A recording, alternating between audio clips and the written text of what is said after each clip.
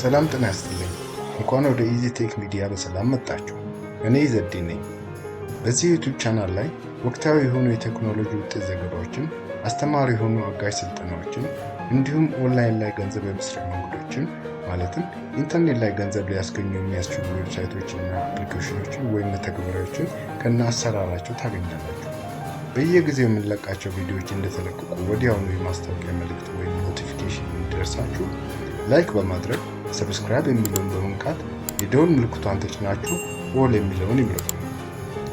በዛሬው ቪዲዮ ይዤላችሁ የመጣሁት ስለ ቢትኮይን ነው። ብዙ ጊዜ ቢትኮይን ሲባል ሰምታችሁ ይሆናል። ቢትኮይን ምንድነው? የሚሰራውስ እንዴት ነው? ይህንን ቪዲዮ ለመስራት ያነሳሳኝ በተለያዩ የሶሻል ሚዲያዎች ይህን ያክል ቢትኮይን የማግኛ ዘዴ እየተባለ ሲወራ ይሰማል።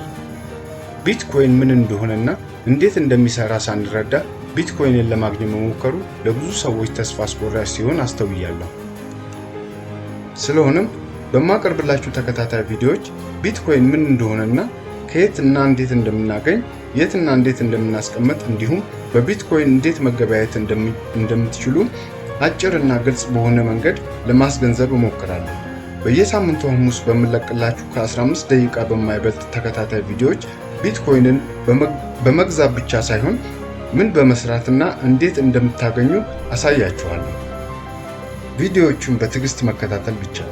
እንደሚነገረው በተጋነነ መልኩ በቀን አንድ ቢትኮይን ሳይሆን ለአንድ ሰዓት የሚያክል በመስራት በአማካይ እስከ 0.00025532 ቢትኮይን በዶላር $12 በብር ደግሞ እስከ 600 ከነ ማረጋገጫው ታገኛላችሁ። መልካም ቆይታ።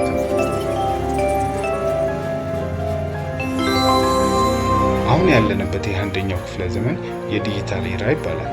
ዘመን እየተቀየረ በመጣ ቁጥር ነገሮችም እንደዛው እየተቀየሩ እየመጡ ነው።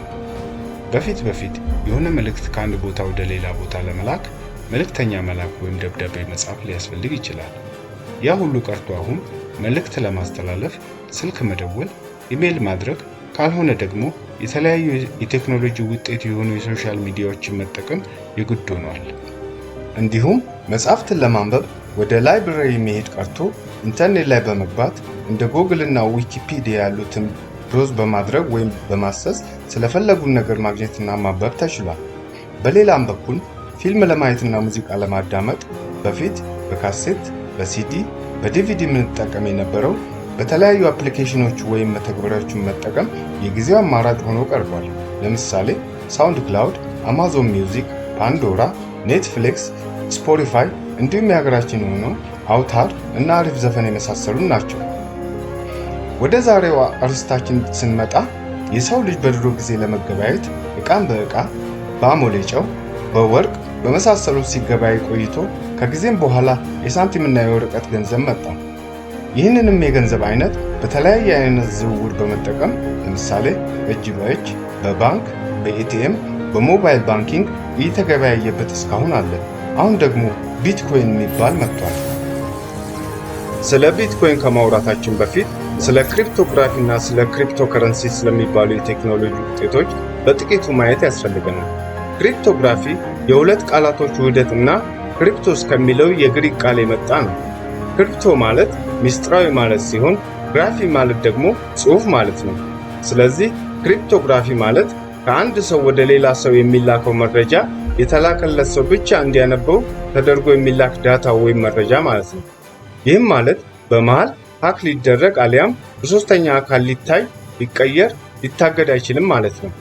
ወደ ክሪፕቶከረንሲ ደግሞ ስንመጣ እንደ አውሮፓውያን አቆጣጠር በ1983 አሜሪካዊ ኮምፒውተር ሳይንቲስት እና ክሪፕቶግራፈር ባለሙያ ዴቪድ ቻሆም ኢካሽ የተባለውን ስም አልባ ሚስጥራዊ የኤሌክትሮኒክስ ገንዘብ ማስተላለፊያ ዘዴ ተፈጠረ። ከብዙ ጊዜም ቆይታና ለውጦች በኋላ በ2009 የመጀመሪያው ያልተማከለ ክሪፕቶከረንሲ ቢትኮይን ተፈጠረ። ቢትኮይንን ሳቶሺ ናካሞቶ የሚለውን ስም በመጠቀም ማንነቱ ያልታወቀ ሰው ወይ ቡድን በይፋ ታውጆ በስራ ላይ ዋለ። ክሪፕቶከረንሲ ሸቀጦችንና አገልግሎቶችን በኦንላይን ወይም በኢንተርኔት ክፍያ ልንለዋወጥበት ወይም ልንገበያይበት የሚያስችል በውስብስብ የኮምፒውተር ፕሮግራሚንግ ቀመር የተፈጠረ ገንዘብ ነው። በአሁኑ ሰዓት ከ4000 በላይ የክሪፕቶ ከረንሲዎች አሉ። እነሱንም እንደ ዶላር፣ ዩሮና ብር እንደምንላቸው ማሰብ እንችላለን። ነገር ግን በእጅ የማነካቸውና የማናያቸው ናቸው። ምክንያቱም በኢንተርኔት ላይ ያሉ ቨርቹዋል ወይም ምናባዊ ናቸውና። ቢትኮይን ከነዚህ ከረንሲዎች ውስጥ አንዱ ሲሆን በአሁኑ ሰዓት ብዙ ዝውውርና ኤክስቼንጅ ቫልዩ እየጨመረ እየመጣ ያለ ገንዘብ ነው። ከነዚህም ክሪፕቶ ከረንሲዎች ውስጥ በጥቂቱ ቢትኮይን፣ ኢቴሪየም፣ ባይናንስ ኮይን፣ ሲዘር፣ ሪፕል፣ ካርዳኖ፣ ዶኮይን፣ ፖልካዶት፣ ዩኒስዋፕ እና ሊትኮይን የመሳሰሉት ናቸው። በአሁኑ ሰዓት የቢትኮይን ፈጣሪ ሳቶሺ ናካሞቶ 1 ሚሊዮን ቢትኮይን በእጁ ላይ እንዳለ ይገመታል። ቢትኮይንን እንደሚያልቅ ማዕድን ወይም ሪሶርስ አድርገን ማሰብ እንችላለን። እንደ ሳቶሺ ቀመር መሰረት እንደ አውሮፓውያኑ አቆጣጠር እስከ 2140 ቢትኮይን ተመርቶ ወይም ማይን ተደርጎ ማለቅ ያለበት ሲሆን የሚመረተውም ወይም ማይን የሚደረገው ቢትኮይን ብዛት 21 ሚሊዮን ብቻ ነው። ይህም ከሆነ በኋላ በገበያ ውስጥ ያለው ነው በግብይት ሂደት ላይ የሚዘዋወረው ማለት ነው። አሁን ያለውን የቢትኮይን ፕራይስ የ24 ሰዓት ቼንጅ ማርኬት ካፕና ቫልዩን ለማወቅ ከፈለጋችሁ www.coindesk.com ላይ በመግባት ላይቭ ወይም ቀጥታ መረዳት ትችላላችሁ።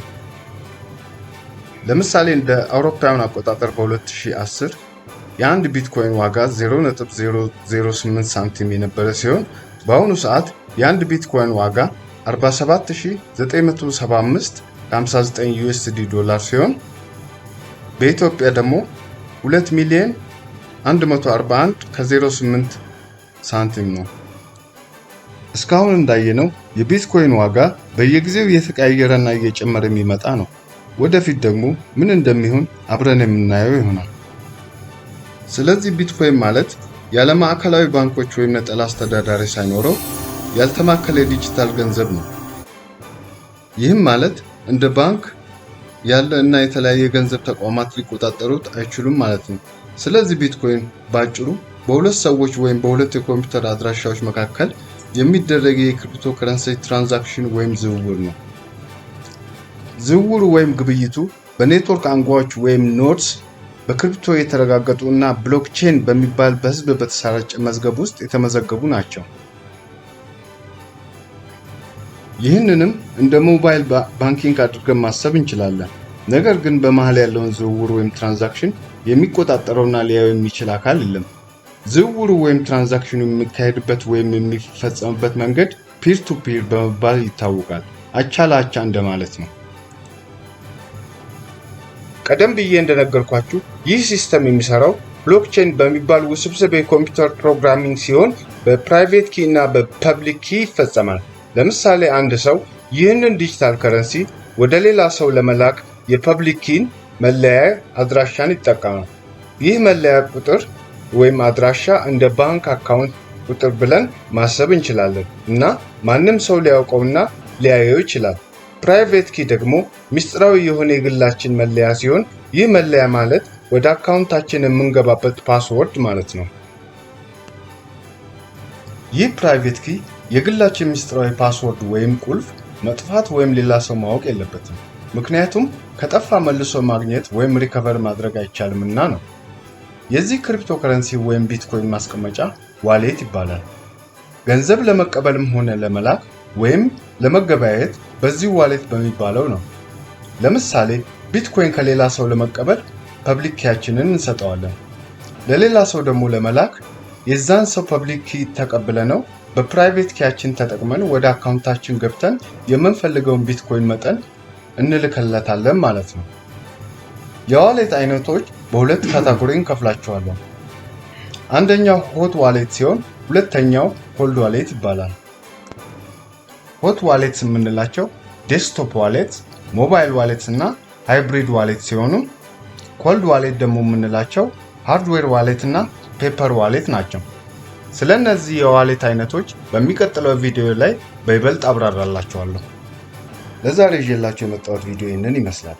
በሚቀጥለው ቪዲዮ ላይ ቢትኮይንን ከየት እና እንዴት ማግኘት እንደምንችል እንዲሁም ቢትኮይን አካውንት እንዴት ማውጣትና መገበያየት እንደምንችል፣ በሌላም በኩል ቢትኮይንን በተመለከተ ተጓዳኝ ነገሮችን ይዤላችሁ እመጣለሁ። ያላችሁን አስተያየትም ሆነ ጥያቄ ኮሜንት ላይ አስቀምጡልኝ። መልካም ጊዜ።